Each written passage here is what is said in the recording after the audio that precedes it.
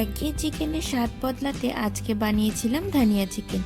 একটু অন্যরকমভাবে চিকেন খেতে চাইলে কিন্তু চিকেনের এই রেসিপি খুব সহজেই বাড়িতে বানানো যায়।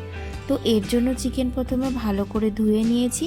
তারপর তাতে ওই হাফ চামচের মতো হলুদ, লবণ আর কাঁচা সর্ষের তেল মাখিয়ে ওই আধ ঘন্টা মতো রেখে দিয়েছিলাম। এই রান্নাতে কিন্তু হলুদের পরিমাণটা একটু কমই দিতে হবে।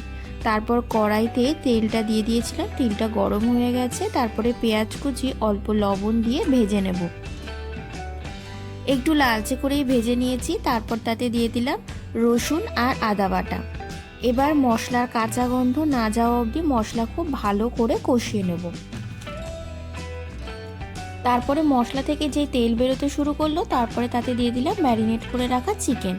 সব মশলার সাথে ভালো করে মিশিয়ে নিলাম। তারপরে দিয়ে দিলাম 1 চামচের মতো জিরে গুঁড়ো, ধনে গুঁড়ো আর দিয়েছি অল্প একটু লবণ।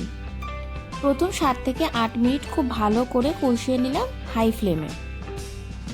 তারপরে এটাকে ঢেকে ঢেকে ধীরে ধীরে অনেকক্ষণ কষিয়ে নেব, যাতে মাংসটা খুব ভালো করে সেদ্ধ হয়ে যায়।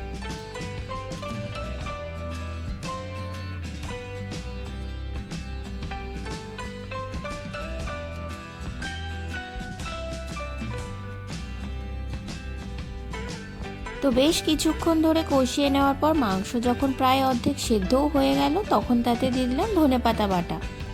ধনেপাতার সাথে 6 থেকে 7টা মতো কাঁচা লঙ্কা, লেবুর রস, অল্প জল দিয়ে আমি আগে থেকেই একটা স্মুথ পেস্ট বানিয়ে রেখেছিলাম, তো সেটাই দিয়ে দিলাম।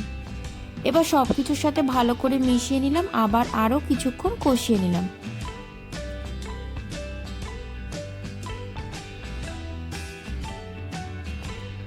তো মাংস তো পুরো সেদ্ধ হয়ে গেছে। এরপর তাতে দিয়ে দেবো উষ্ণ গরম জল।